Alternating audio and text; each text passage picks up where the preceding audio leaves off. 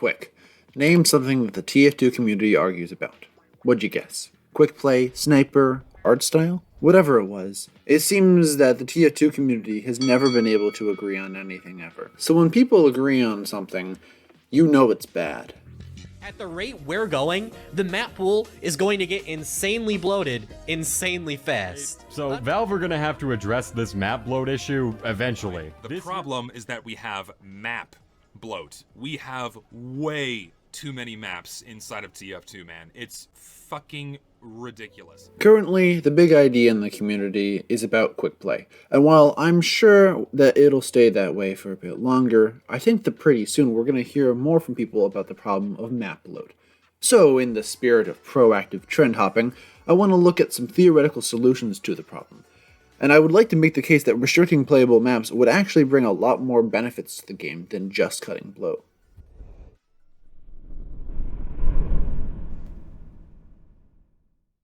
But before we start, we need to define the problem before we can theorycraft about fixing it. Map bloat, in this case, is the problem, where too many maps have been added to the game. Why is that a problem? A brief scroll through the TF2 Reddit and even Steam forums actually reveals very little. As it stands, there isn't any concrete evidence for maps being actively detrimental to the game. There is anecdotal evidence in the form of matchmaking shitting the bed after every major update. The uniting feature, actually, is not how many maps get added, but rather how many people are queuing for maps at the time. As usually, the matchmaker goes back to normal after a couple of days without requiring a change like that of Halloween 2024. Unfortunately, I have no idea how the matchmaker works, similar to people at Valve, so if anyone has other theories, I'd be happy to hear them. I'm sure this probably isn't 100% correct. There's a stronger case to be made about choice paralysis from the oversaturation of maps. Right now, there's an upper echelon of maps and also Phoenix. If you want to connect fast, these are the best maps to include in your queue because they're the most popular and therefore have the most open servers containing them. But if you don't like these options, the pickings are spread very thin. A condensed map pool with less maps, paradoxically, should have more servers running less popular maps. It could be argued that in the future we can only enjoy maps when they're new, and then we immediately forget them. Unfortunately, I think there's a lack of clear and apparent problems with map bloat besides resistance to new content and trust me, bro, which I genuinely do agree with. I just dislike the lack of a better argument for my points. Okay, but assuming we want to theorycraft ways to solve this, let's get to work. I have 5 solutions ranging in different severities. I want to try and detail their pros and cons.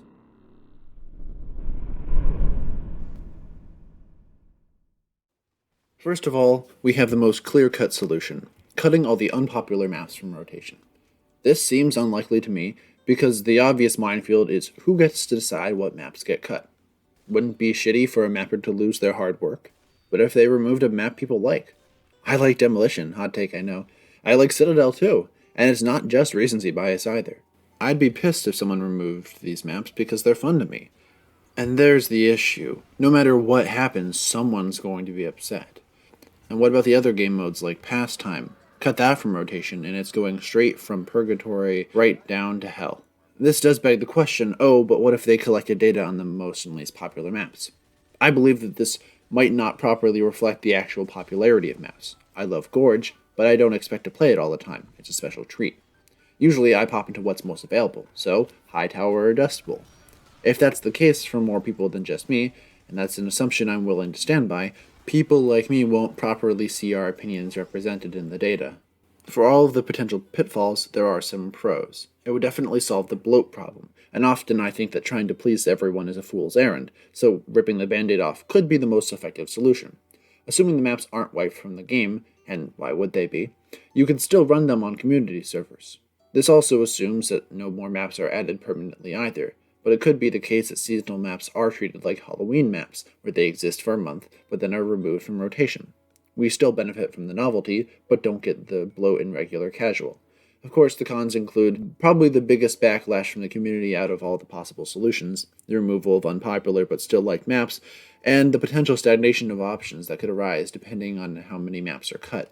I'm sure some people out there can make some banger videos about what they think should and shouldn't be cut from the game if this were to happen, but we don't have time for that right now.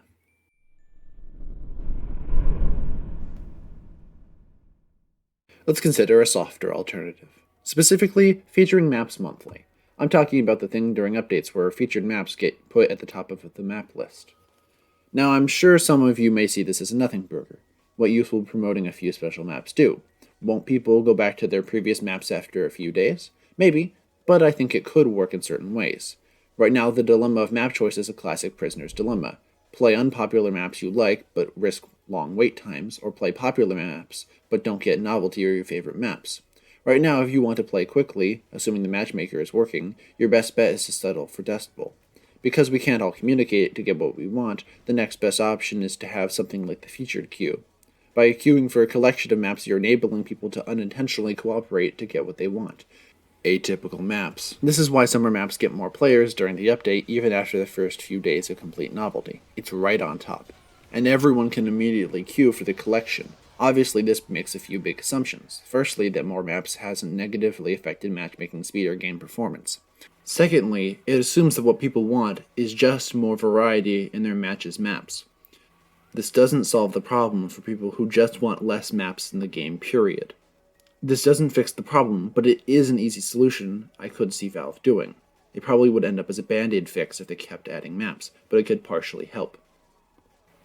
Do note that potentially if queuing for too many maps is the problem, it could be a soft encouragement to get more people to queue for less maps just in the featured slot. However, I'm doubtful that this would work because largely whenever we see featured maps, they don't get played very much after the first couple days.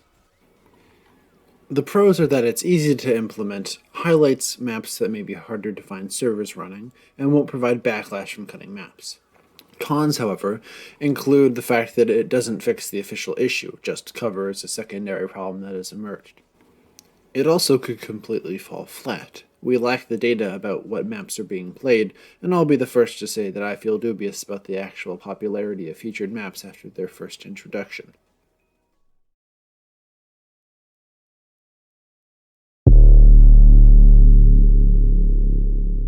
Joseph and Mother.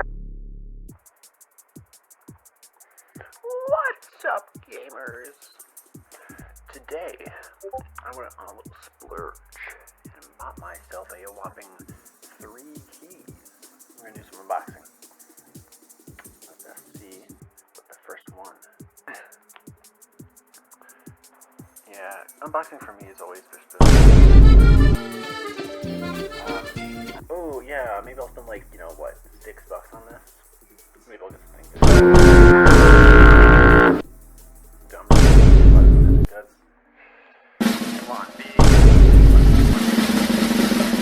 Elephant green screen effect. What the fuck?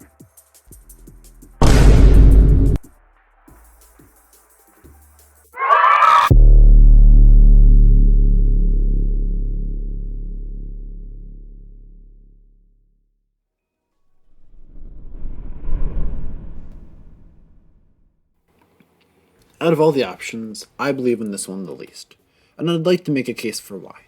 First of all, I don't believe Valve would cut maps entirely because, let's be honest, neither does it really solve the problem, nor does it help that doing so may signal a total future shutdown of TF2 and its virtual economy, which triggers a market crash in Valve's other games and so on. Others have explained it better before, so I'm only briefly mentioning it. Not only that, but I think that it would take away from update hype. Not that the data supports this, though. Did you know that we're hitting all-time lows for player count during peak updates? We had 3 times as many players last year for some update, even if there are still idle trading bots. This is a bit concerning. Have trading bots been taken offline because the game isn't worth it anymore? Frankly, I'd imagine the novelty is what is keeping us alive right now, and I'm not sure I want to test if that's true or not. It may be hard to admit, but TF2 lacks reasons to come back to the game. As someone who's terminally online, the amount of times TF2 is mentioned offhandedly in completely unrelated circles is crazy, but currently we only have the slop updates to bring people back, and I'd happily take a mutilated TF2 over a dead TF2. Pros for this? Not many. It prevents bloat from getting worse, but con-wise, bloat isn't improved either, and the last thing getting people to remember this game is getting slashed. Daily rotations are something that I am familiar with. If you've ever played Splatoon, you may remember the 2-hourly map and game mode rotation. 2 maps, bi-hourly, and a rotation of the ranked game modes for both solo and duos/quads ranked. It actually is a really good system in my opinion. Having 2 maps keeps you from playing the same map over and over again, but having so few options lets you easily learn maps. Were this idea to be ported to TF2, I'd say that we make it daily, 3 to 6 maps for every major game mode. You want less maps to choose from without cutting them entirely from the game? Here you go. Bad rotations only last for a day. Mind you, community servers still run popular maps, so 2-fort players will still be able to enjoy their favorite while all of the other maps get their turn. It reduces the load on matchmaking if queue overloads is the issue. It consolidates players, it scales well with more additions if Valve wants it, and it provides a somewhat engaging way to encourage players to pop in from time to time. Similar to Salmon Run's golden random rotations, they don't happen all the time, but it's enough to give people a little bit of FOMO. And bear with me, because this last slide is being carried over to my final idea. Pros, it covers most of the concern bases and adds some good engagement tools that are much needed right now. Its cons are that daily rotations mean some maps could be locked out for a long time and people might struggle with certain maps not showing up often, although community servers could cover this issue, and some days may just have dogshit rotations.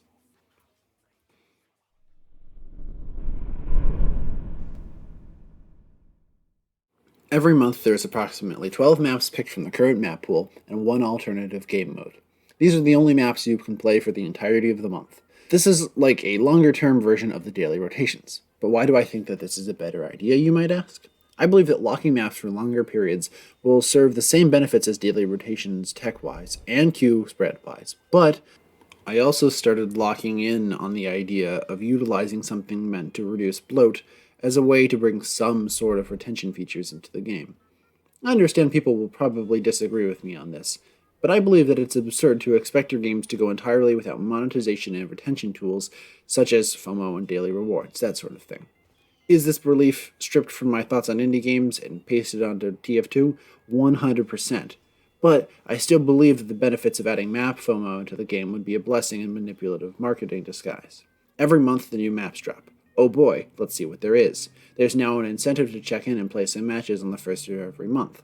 Not only that, but let's add in one of the alternative game modes as well. Lord knows that if you limit the number of maps and put one of those game modes on a biannual rotation, splitting the 6 alternative modes up for gaming twice a year, you could at least get some players on these dead-ass game modes. One concern I could anticipate is, what if there's a month of all duds? Valid, but bitch, come on. I know Valve has ways to gather KPIs on maps. I do not believe it would be hard to separate maps into 3 categories: popular, middle, and unpopular. Split the rotations 3 ways, 4, 4, and 4, and you should be good.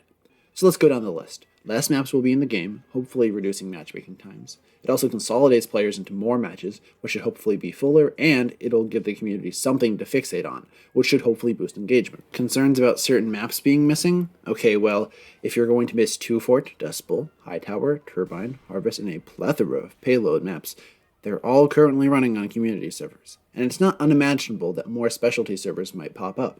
Supply and demand, people. The only issue is that it might not scale as well if they keep on adding bogus amounts of maps, but even in that case, it'll still slow the effect for a while. The pros are that it covers most of the identified issues and adds an engagement boosting tool, and its potential flaws can be patched somewhat by community servers. Its cons are that longer-term map locks could be unpopular, and it doesn't scale well if Valve keeps adding more and more maps. Are you more familiar with matchmaking than I am? Do you disagree? Do you think that my opinions were equivalent to the 8 seconds of bleed? Please comment below. I really want to encourage discussion about this, because I think it may be the first talking point in a while that we've seen with the potential to be more than just a 2-sided issue. Thanks for listening. Joe out.